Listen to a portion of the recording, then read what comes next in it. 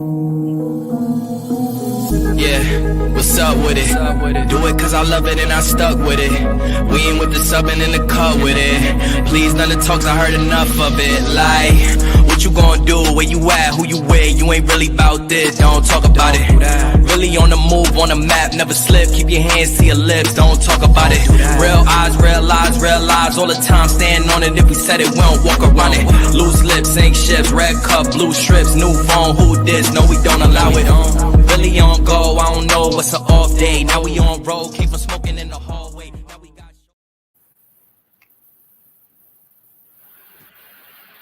Hey, it's the girl birthday. Happy Friday. What? Happy Friday. Why are you yelling? Because it's her birthday. I'm excited. Thank you. Hit me a little bit. You know, That sounded like a true hater. That sounded like a true hater. That's what we doing. well, happy birthday. Happy birthday indeed. So what 49, right? 49. One thing about in this life, I will never be older than you. Now, no, we are not. We still are not. You still the oldest. No, sir, that ain't what we doing tonight. No. Anyways, happy birthday, old lady. Happy birthday. I can't wait to see you next week. You mean Sunday? Yeah, next week. That's the same week. No, Sunday through Saturday. So. Anyway, okay, can't wait you're to gonna see you be that soon. technical. Okay. Can't wait to see you soon and celebrate your birthday with you.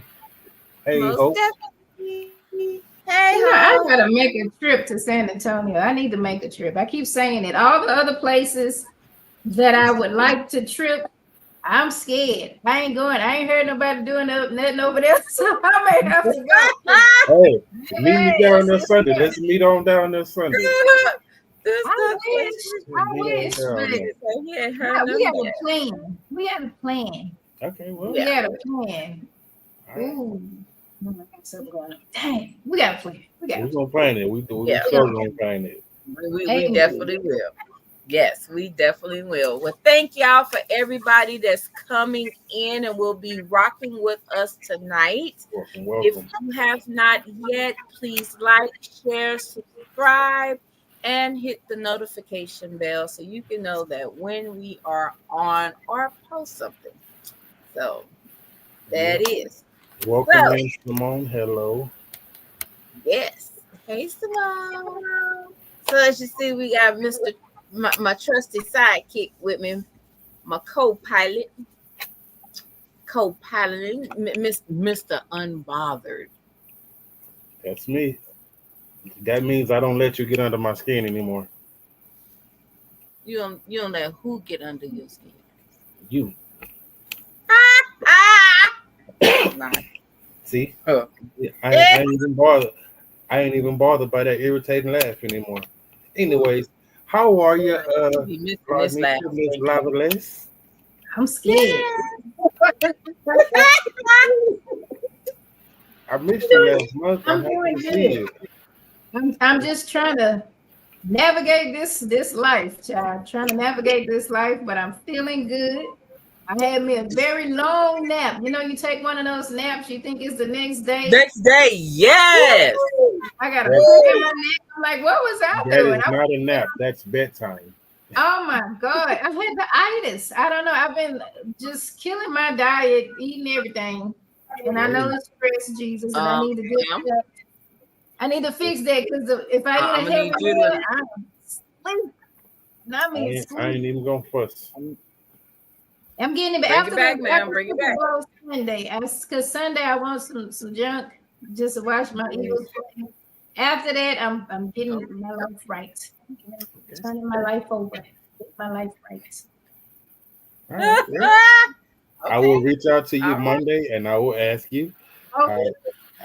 I'm gonna write down my calories, my prep journal, weigh my food again, do all that good stuff. Make certain I got the protein, all that. I need to get back because them bacon and chickens, Jesus, too much. Too much of that process. But I am excited about this topic. I know it's specifically for TK, so You know what? You got 2 days till I see you. Just wait. I'm excited. So I'm gonna milk these 2 days. I'm excited though, for real. That's good. You better enjoy it. And enjoy it. Yeah. Yeah. I'm gonna just sit this one out. I'm gonna let y'all do all the talking today, because whatever. No, you ain't. That don't never happen. So I ain't even worried about them nonsense. About to happen today. You talking Until it's time for me to work. Nah, it ain't. So matter of fact, let me go on and use my mic. No, you for real. You do know I have the power to unmute you, right? Oh, okay. All right. Okay. I was going to go there with the song. I got the power. I got the power to unmute you. Now, thank you. So, there you go go. ahead. You wasn't going to be quiet. Go ahead. You got it. I was gonna say, so you're not gonna introduce Larneka because she's our host? I mean, been here. No, you already had introduced her. You had already shouted her out after I did you. Hi, I said hello. I'm not gonna argue with you. I'm unbothered. You know what? No more. I just walk in the house, go in the fridge, take some toilet paper, bring it home with me. I ain't guess no more. You don't even knock. You just walk in the door. Just look, Mr. Unbothered. You need to do it the other way. This way.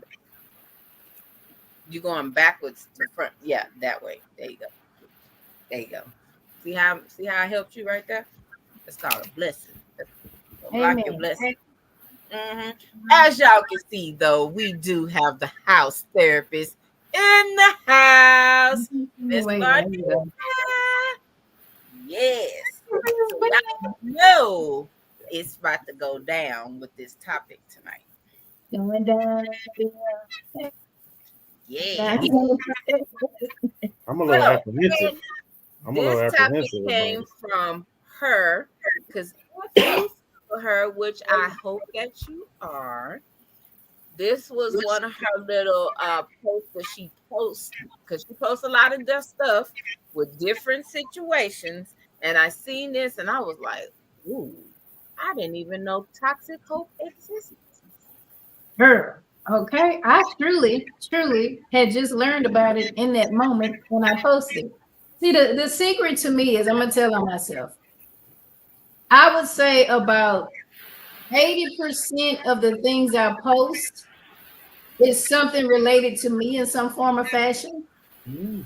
Or it's related to something or someone close to me. If I've had a conversation with someone or seen something and I begin to my wheels start turning and I think about, how does that affect me and how does it affect other people? And if this person is talking about this, what can we learn from it? I'm a teacher to my heart. And so for me with toxic hope, I had a little scenario playing out in my world. And I was really thinking about it. Like, man, what is this? Is this faith? Because the different, look, I might start preaching. Okay. The difference. Come on. We know that hope is when we want something to occur. We begin to have positive thoughts and, we want to manifest and law of attraction, these things. We're hoping, even though it's not present, it's not happening. We're hoping something will happen. And I think for me, I was in a situation where I was hoping for 2 years for something to happen that did not happen. And so I questioned, was this me having faith or was this some kind of toxic hope? And so the good old chat GPT said, yes, it is. My chat GPT is black. Okay. And they even give me a black. I ain't mad. I done trained mine to be black. We get that black power fist. I'd be like, you damn right. Okay. I had to think about it because, I was raised Baptist and, I'd be like, God, what happened? Why you didn't? What it was. And so the difference between faith and hope. This girl coming out, Jesus, just forgive me. Forgive me on this one. Let me ask. After that, I want to answer this question. After that. Okay, all right. So scripture says, now faith is the substance of things hoped for the evidence of things not seen. However, toxic hope, when you see it,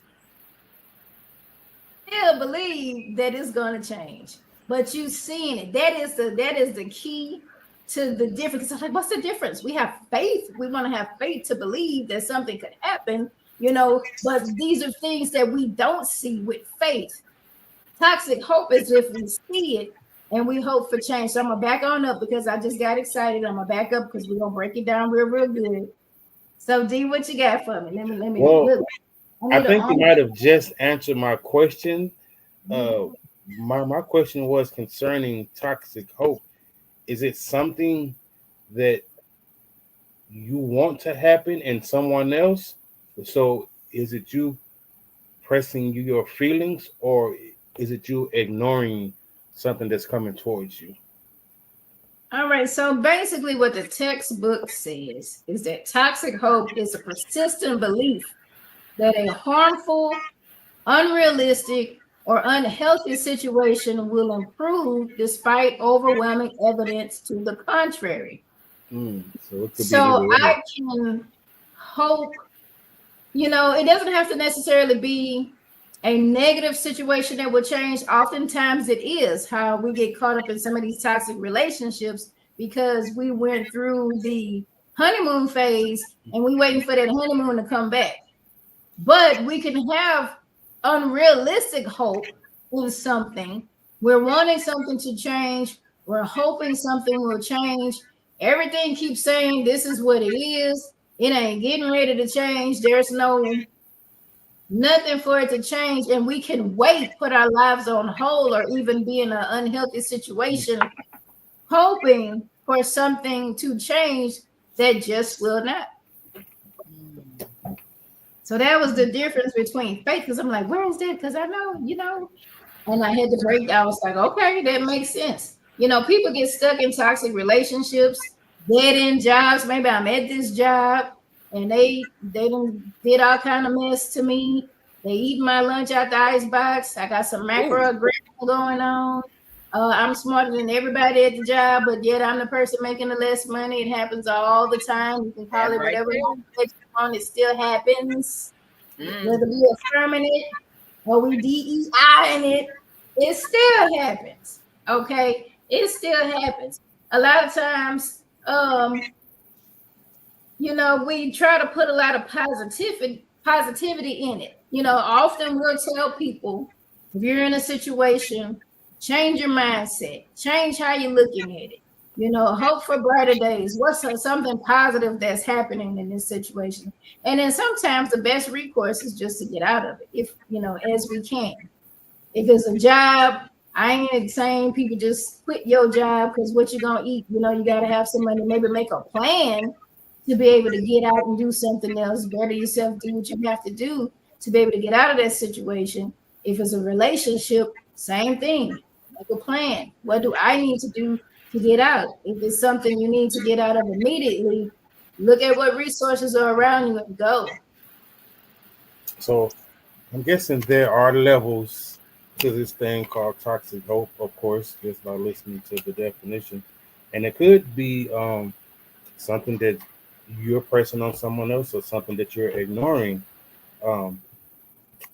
So what I'm going to do is, TK, I'm going to let you talk. I'm going to sit this one out. I'm about sick of you already. I am. I wasn't ready. In doing the research, Ray Charles over there, in doing the research, the thing that came up for me was how do you balance hope and realism?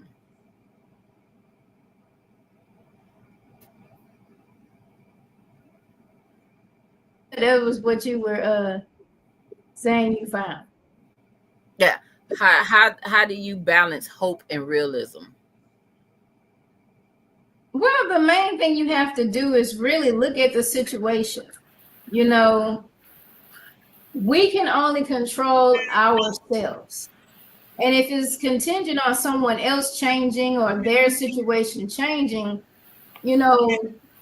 how can we bring about any change? Now, if you're on a job and it's a toxic situation, you go to HR, you follow all your chain of commands and different things you have to do. And if that bad boy still ain't changing, well, you got to get up on out of there. Do what you can to get out, make your plan, get your resume together, take some classes, do something to be able to get out of there. If it's a situation with a person, you can talk to an individual all day. It's up to them to make that change. We have couples therapy. We have couples, geez, I don't be talking too much, but we got couples that come.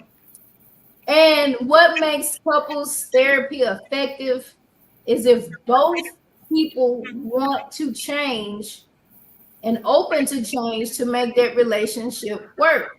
If I'm only going because you've nagged me and I really don't want you to leave, and this was the last resort, you said, hey, we're going to couples therapy, are we done? And I'm just there to appease you, not being open to what the therapist is saying, not even being open to what you're saying, but on a defense, how's that going to work? You've made up your mind. I don't need this. This just didn't want me to be here, and I'm here. And some people might be in therapy for years with their partner. They'll stay the course because they want you to be quiet. But then what's changing? Is anything changing? You're seeing it right there. And so I think having that wake-up call and knowing your self-worth and knowing that at this particular time, this is just not happening. What do I need to do next for myself? Hey, that's a good question, TK. In any space, that you're in, when you're dealing with hope and realism, you got to pay attention to the other person. If the footwork ain't lining up to what they're speaking, if they're so set in their ways to where change is not even an option, if that accountability ain't matching up, if they're stubborn, all those things, before you can be real with anyone else, you have to be real with yourself. You have to be real with what you see, with what you observe, and the reality that you choose to be in, to occupy, the space that you occupy. So, yeah. You have to radical acceptance. Acceptance is like one key factor that could change our lives in many, many, many ways. Accept the things as they are.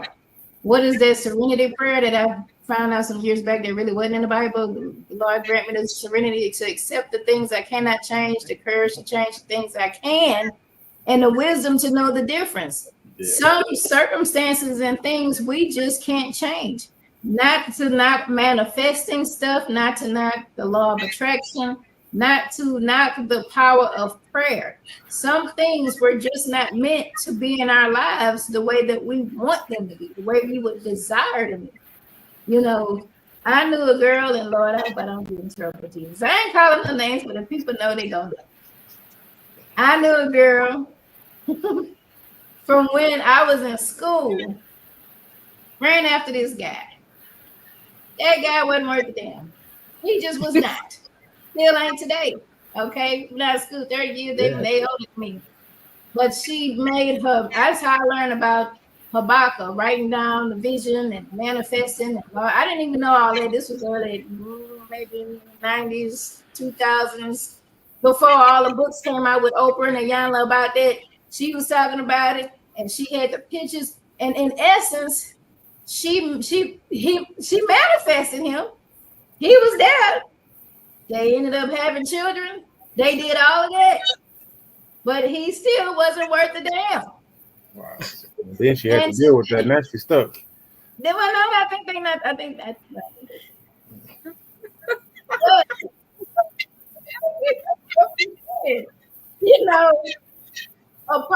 That person showed her who he was 30 years ago. 30 years ago. But yet they were more than enough. I can pray, I can manifest, I can get this, these, but it is. And I think those things work, but you can't change a person. A person has to want to be able to change. I could attract all kind of, and I have attract all kind of stuff in my life. If it wasn't meant to be, if it wasn't meant for me, it'll be there, and I can't tell from it. And then when I release it, it's like, you know what? Thank you, Jesus, because this wasn't what I was supposed to be dealing with. Help it, Lord. This is Wow. just for entertainment purposes only. I think that's that point where, and it's such a fine line to me because I can think of a few different spaces. And like you said, even going back to that Baptist background Mhm. where people are always telling you have faith. Where is your faith in situations? And they push that a lot in marriages, especially if Yes. you're having problems. They push that you need to have faith that this is going to work.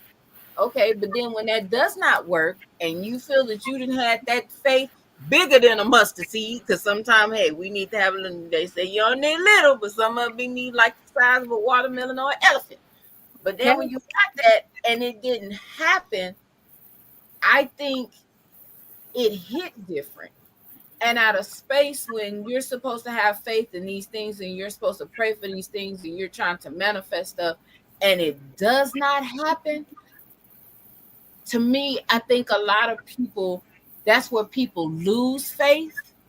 And to me, I think when you lose faith, it's hard as hell to get it back.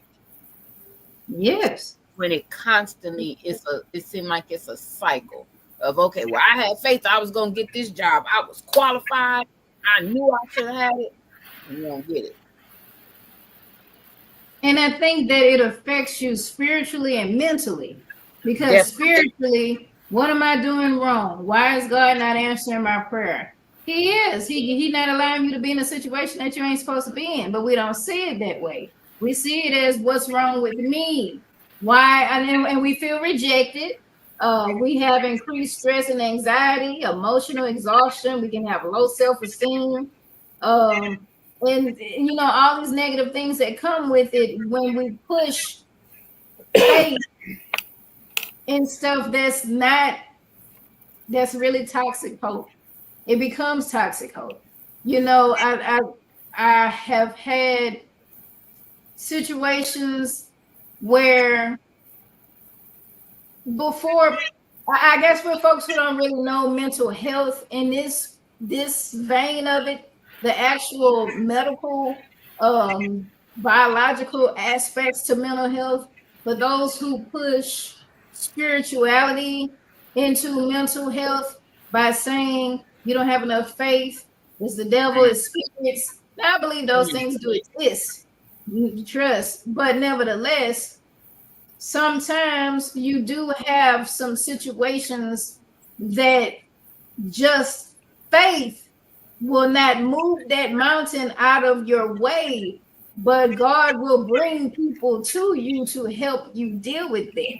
I think that therapists are called just like anybody else to work in this profession. You got to use job. It's a lot. Y'all It's a- special. And one thing I want to say, you know, you all both mentioned the church and you know, Baptist. I'm I'm the same. You know, mentee grew up in the same church. One thing about it that bothers me that helps create this space of unsurety is we're taught to look at God like a genie of some sort, which is totally not to get too much off into it, but that perception that's pressed on us helps create these narratives of toxic hope in a lot of spaces that we reside in. I'll just stop right there because if not, I'm going on a tangent. But yes, Go on and Brother, tangent. go on your tangent. Amen. You are supported here. yeah. Well, in that space to where we're taught to look at God as a genie, right? But also, the Bible tells us that to each one is given the measure of faith, right? So, what does that tell us?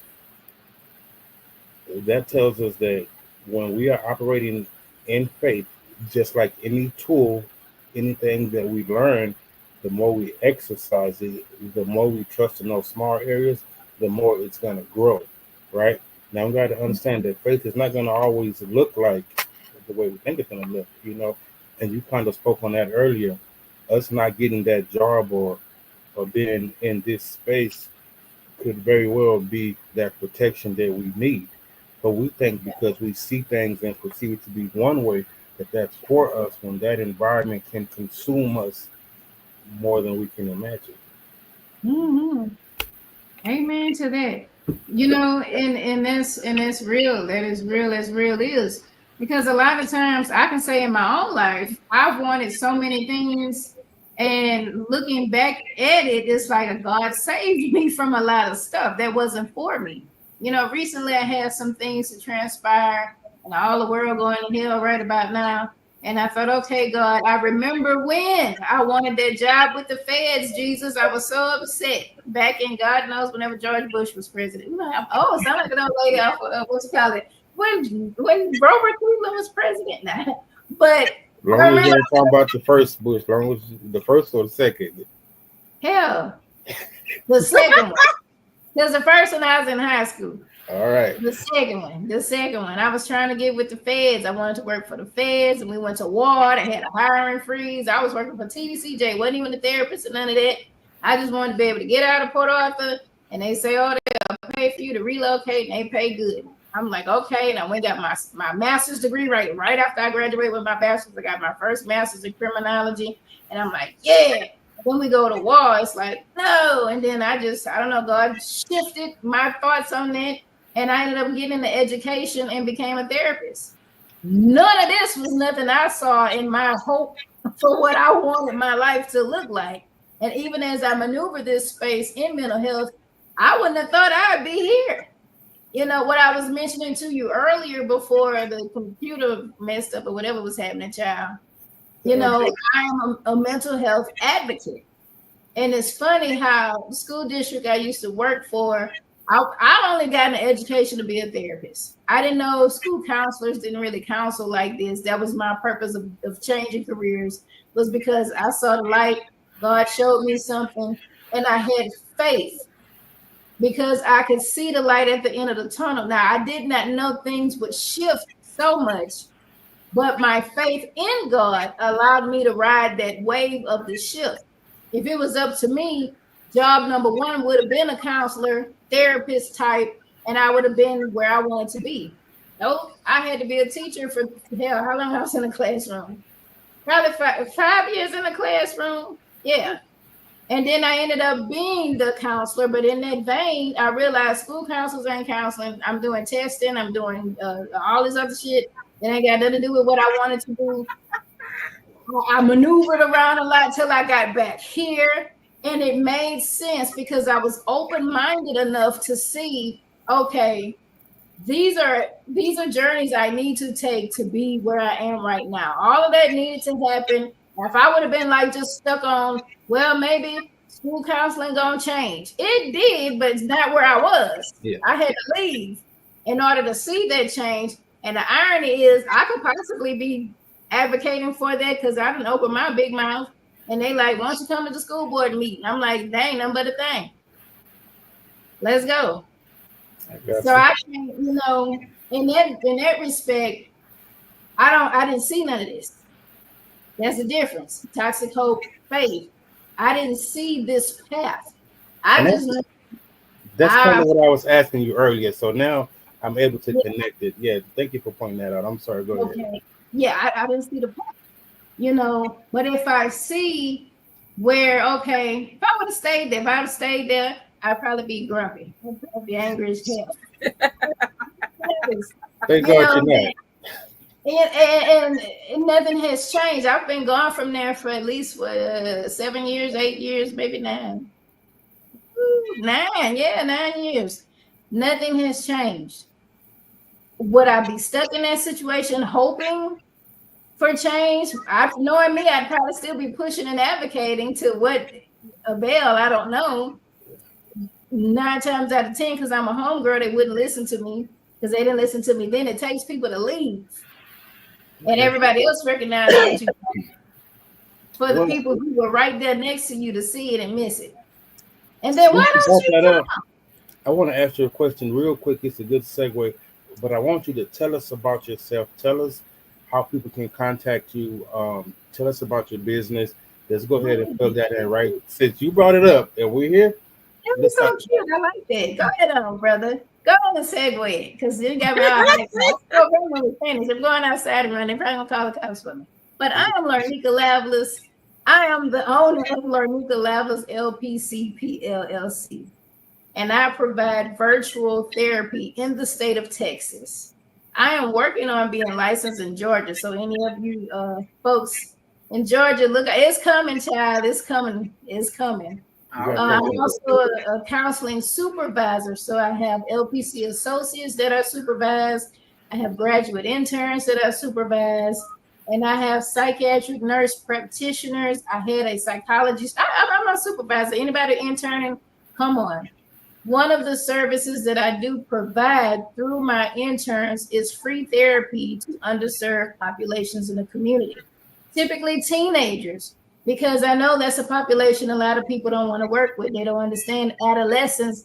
Kids got stuff, and they have adolescence. They have puberty and all this other stuff going on. Baby, it's a war, and you got to be ready to battle in that war. So that's one of the services I provide. We do a sliding scale with our LPC associates, and my out-of-pocket fee is really not that much. We do take insurance. Another service I provide, I have trauma and grief support groups monthly. I do have support groups for the LGBT communities of color. I speak. I know I have, wait a minute.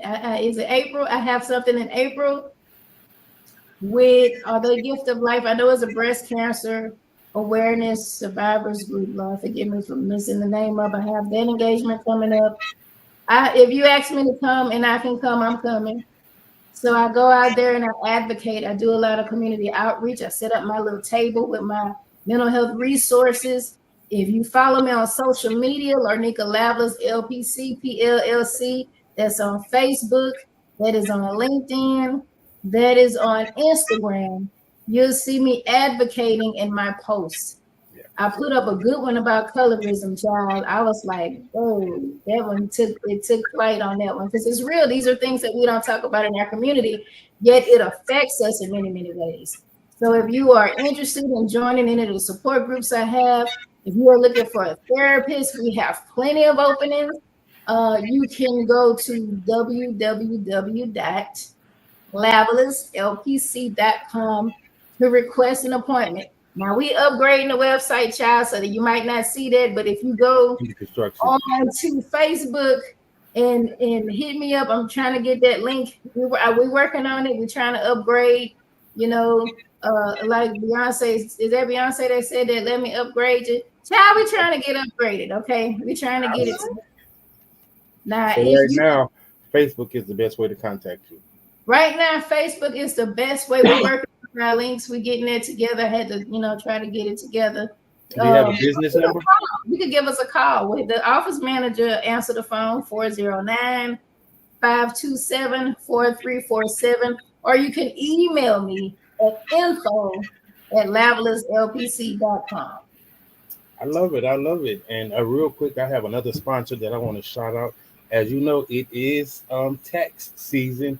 So if you are in need of someone, Legacy Lee assists, right? She is a tax professional, a tax pro.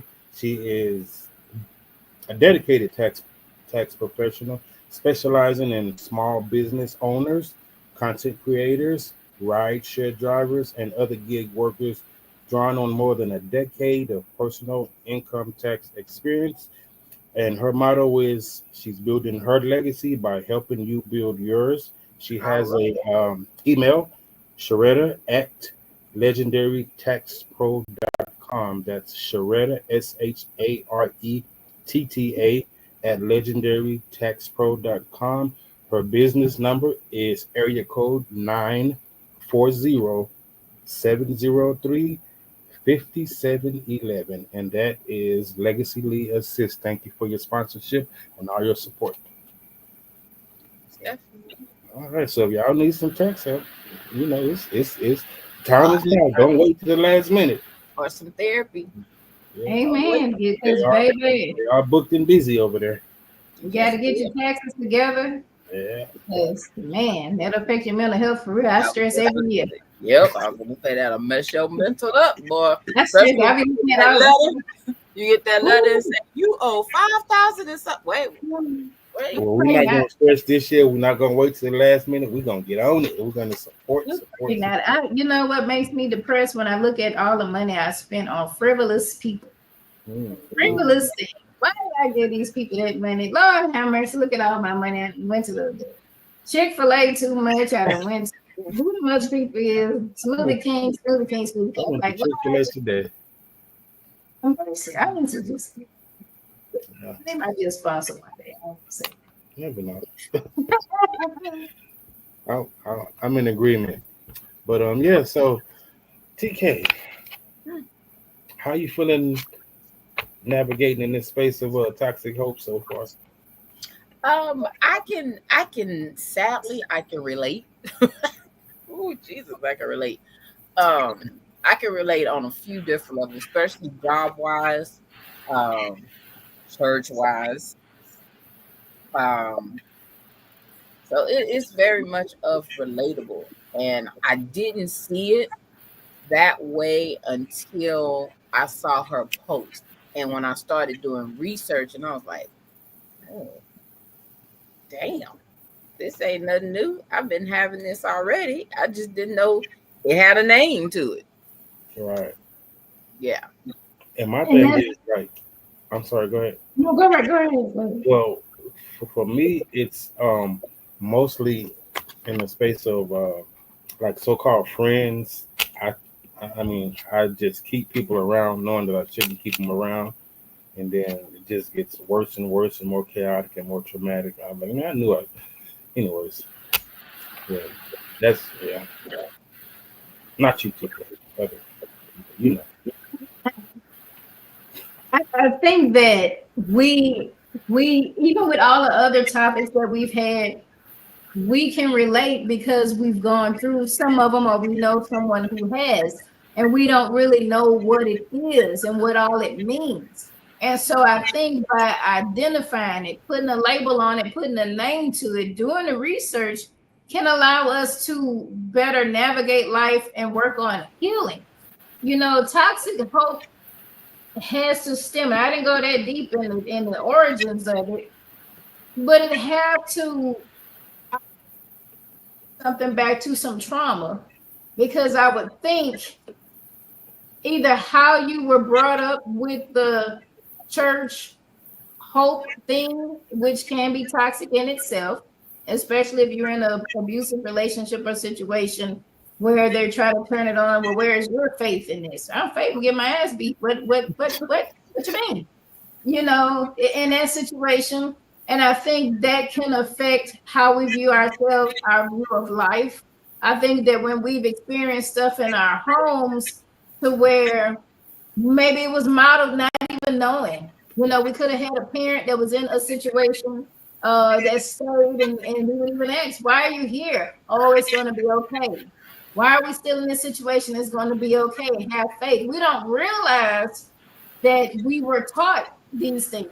And so then we have our own scenarios, and then we just mirror what we were taught. Oh, this is going to be fine. It's going to change. I'm going to give it time. You know, give it time. It's going to change. I'm going to give it time.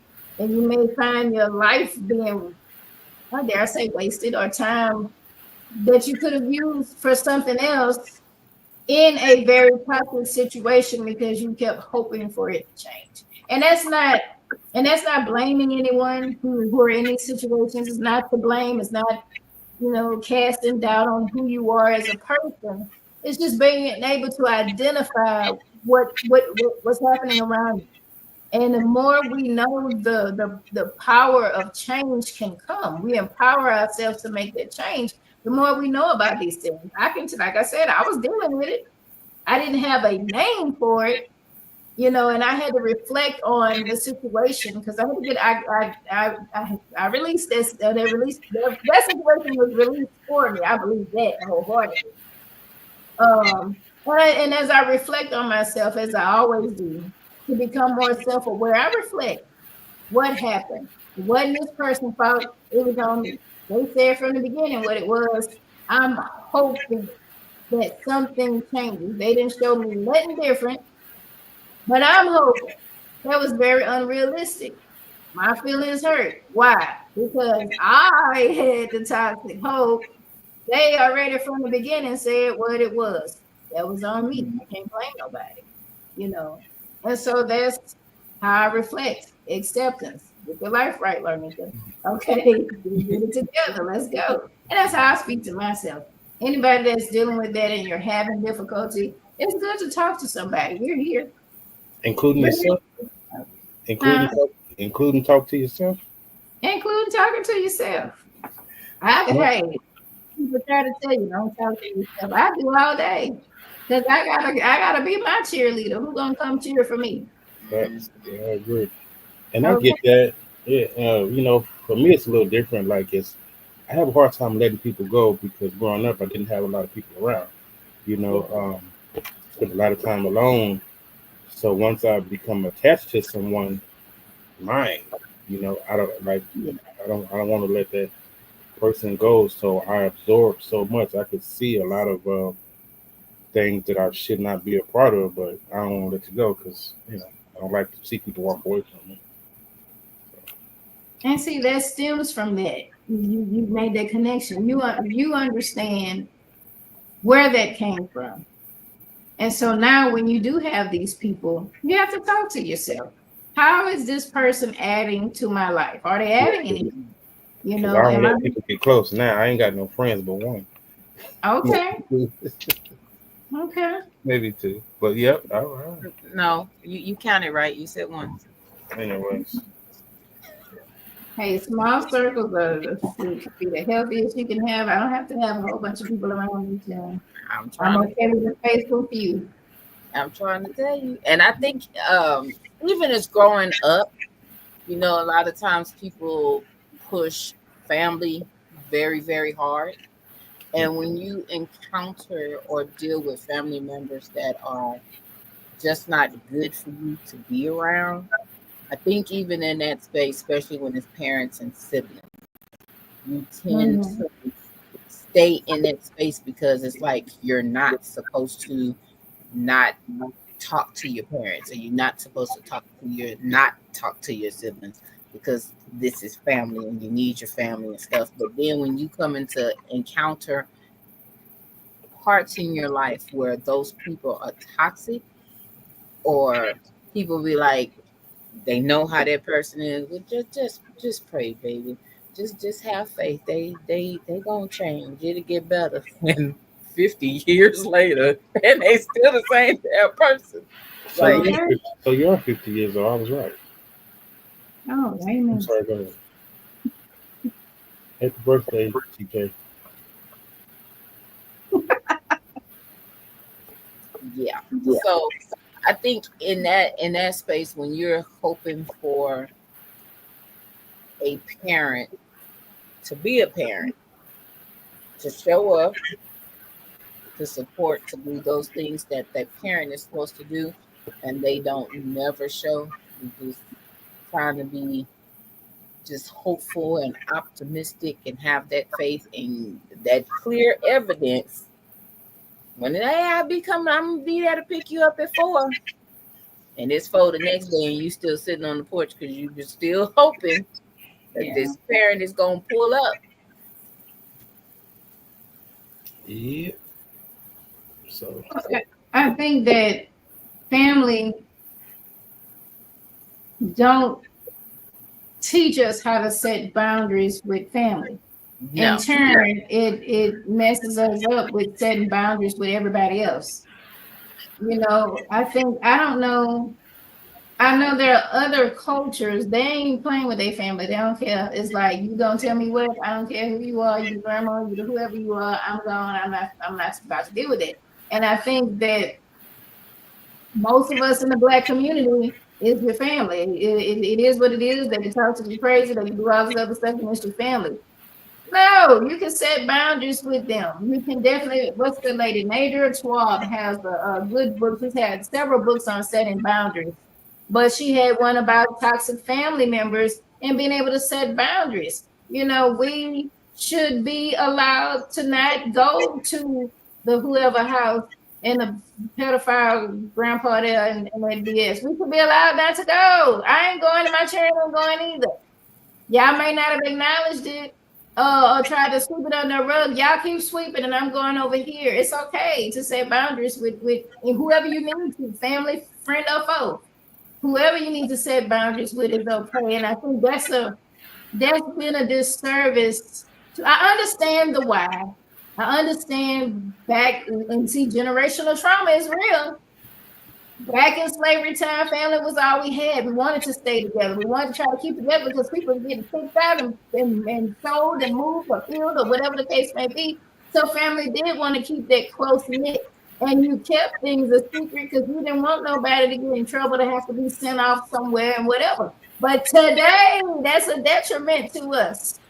That is a big detriment to us. That's taught us so many toxic things and so much things about our self-worth. You know, we are worth more than that, family or not. You my family, you my blood. I can't change that. But you hurt me in some kind of way, and I shouldn't have to be around you. I should not. If everybody else want to be around you, that's on them. I shouldn't be made to be around you.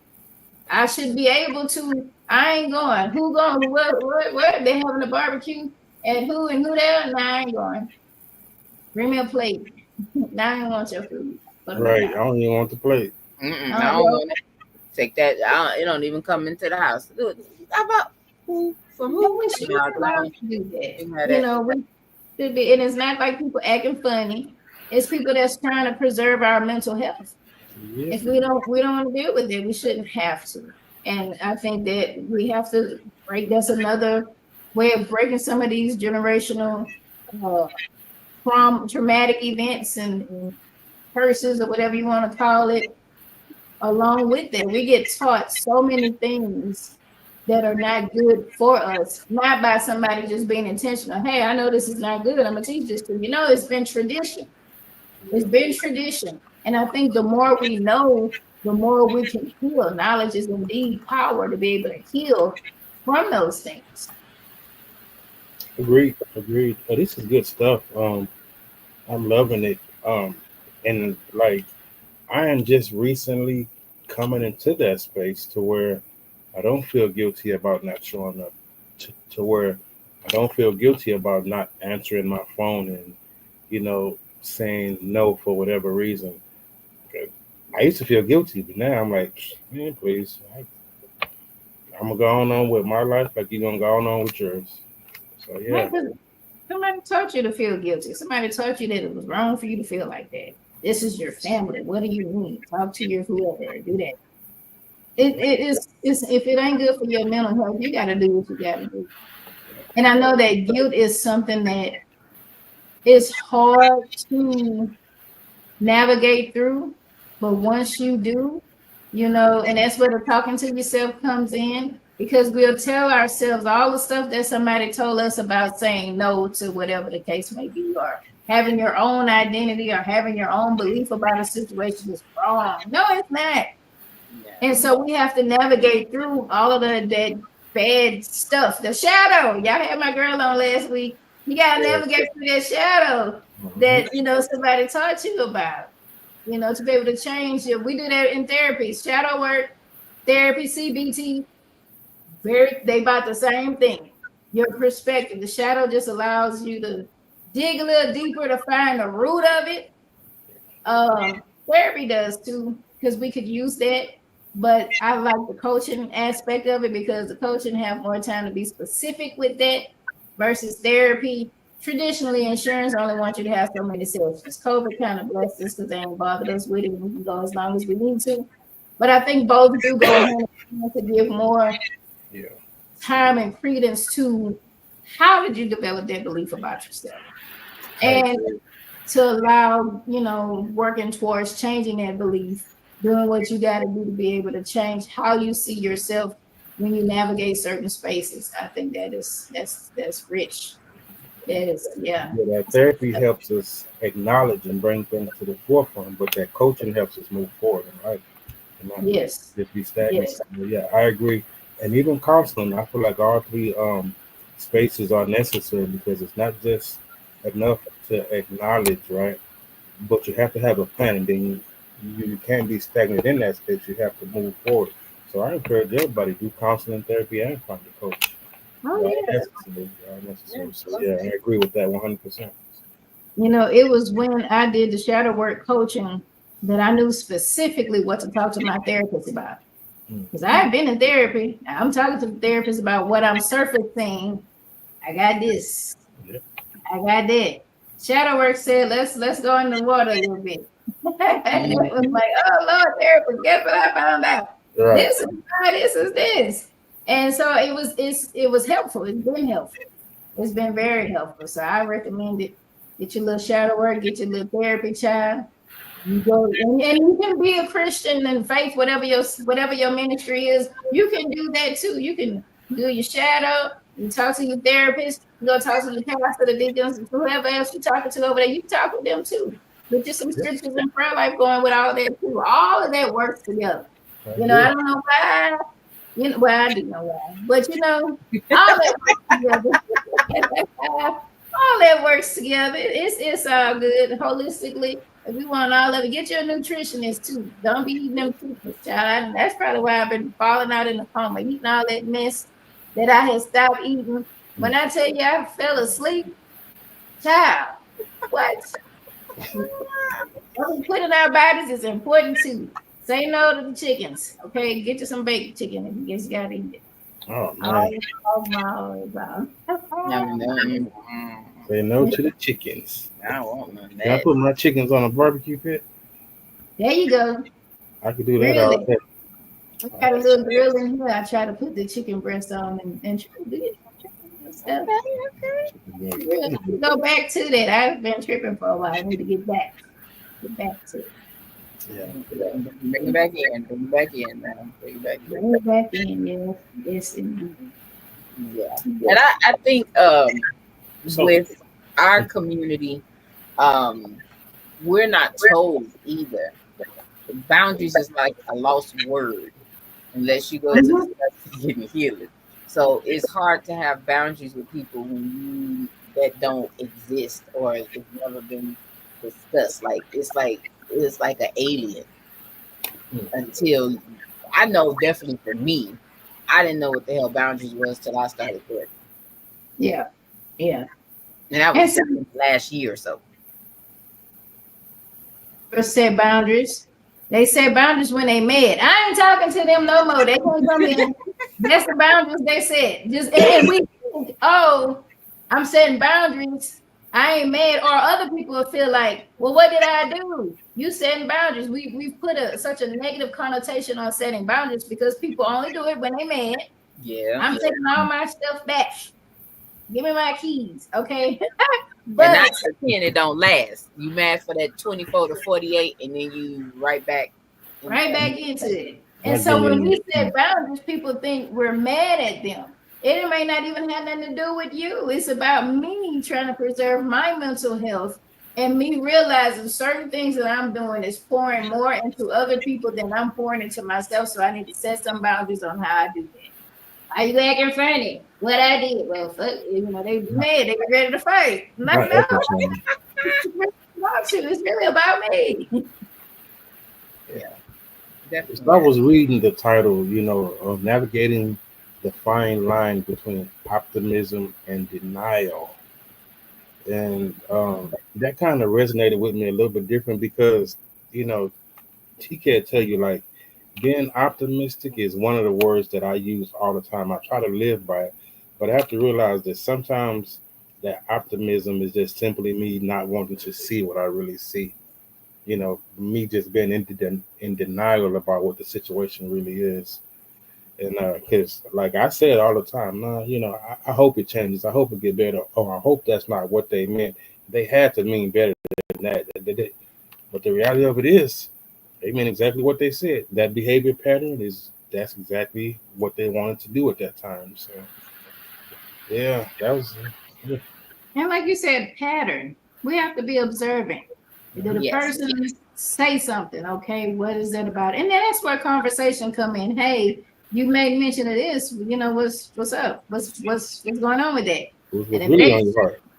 They shuck and jive with you. You can pay attention. And with that, you know how to navigate the space. After you see them still doing the same thing, or you see what's happening, then you can decide, I'm not going to be a part of this, and I'm going to go ahead on. Being optimistic, I think, I don't know that it's best to put optimism into people. I think if we look at circumstances, we can be optimistic about, dare I say, happy ending, because of lack of a better word, in how can I navigate this space? What can I do in this situation?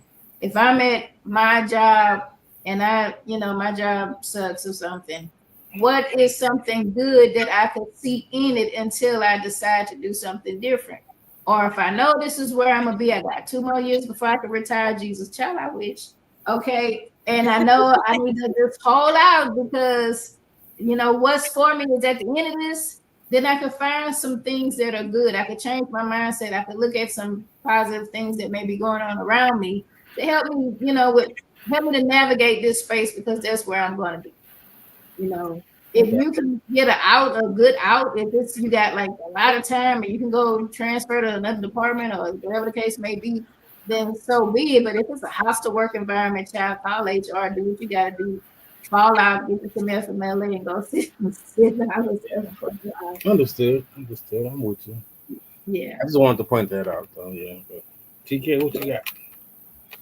Nothing. I'm just thinking about in that same space that we have talked about, trying to pull something positive out of my hostile work environment.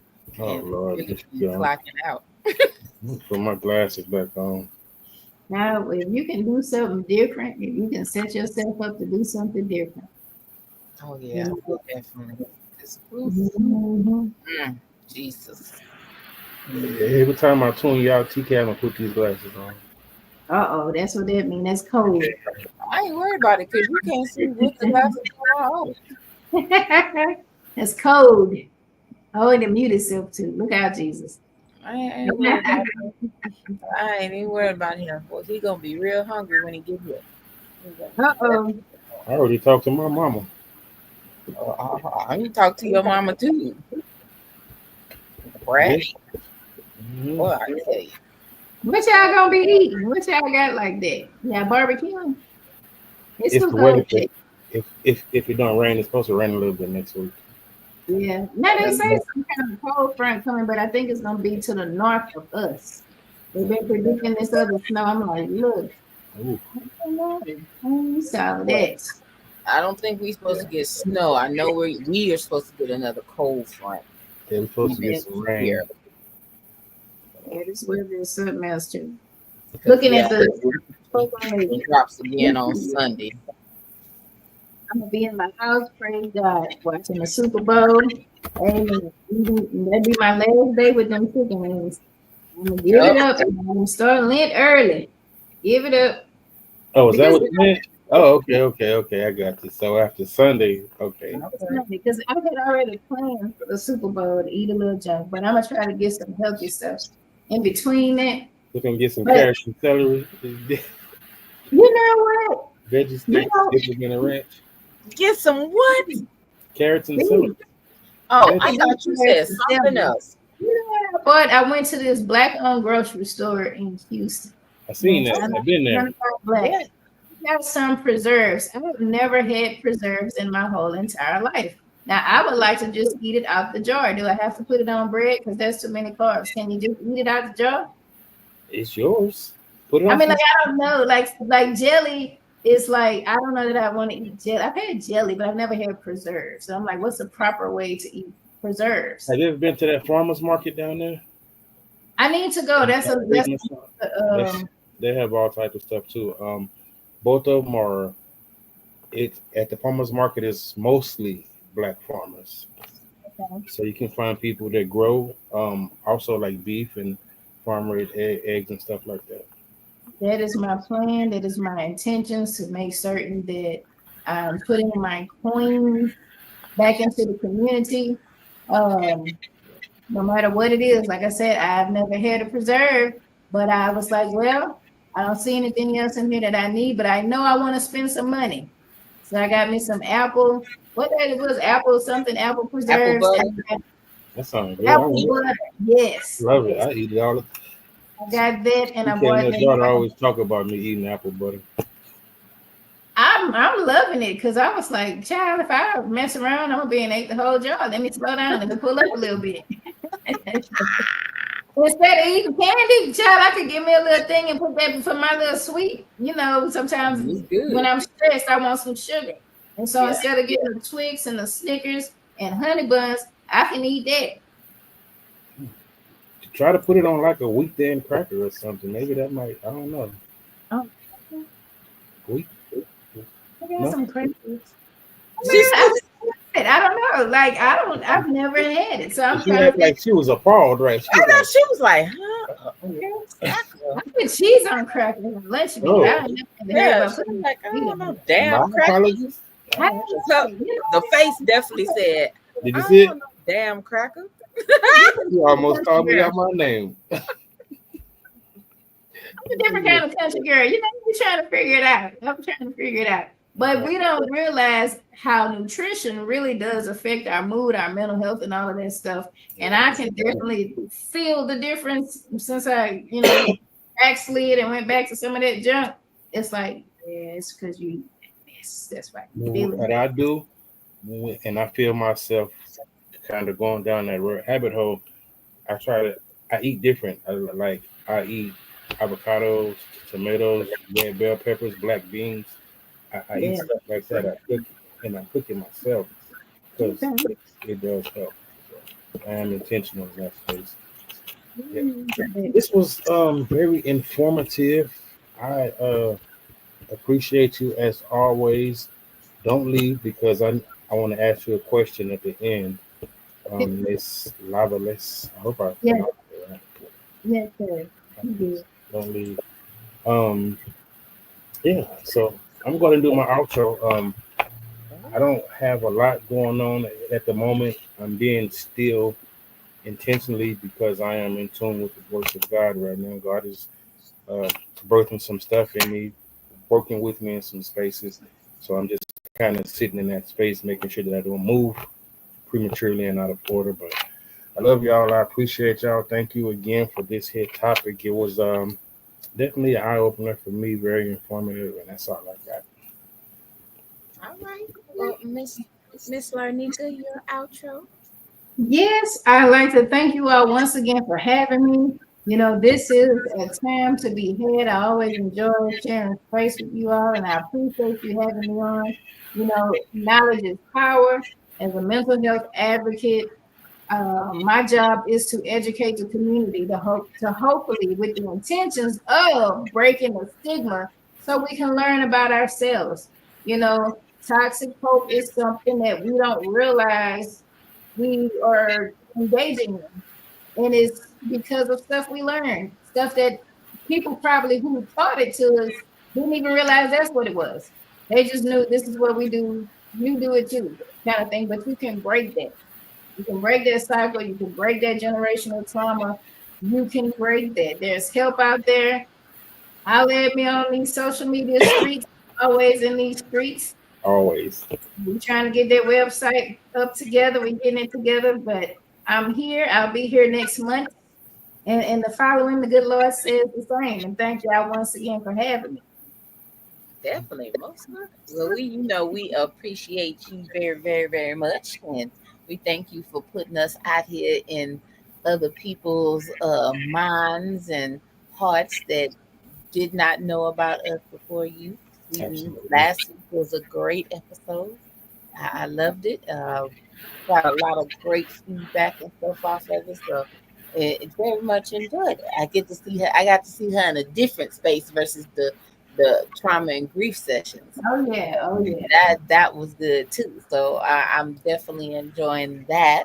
And then we got another one popping up in 2 weeks on the 21st. So I'm excited about that. 2 weeks, huh? Yeah, you got that right there.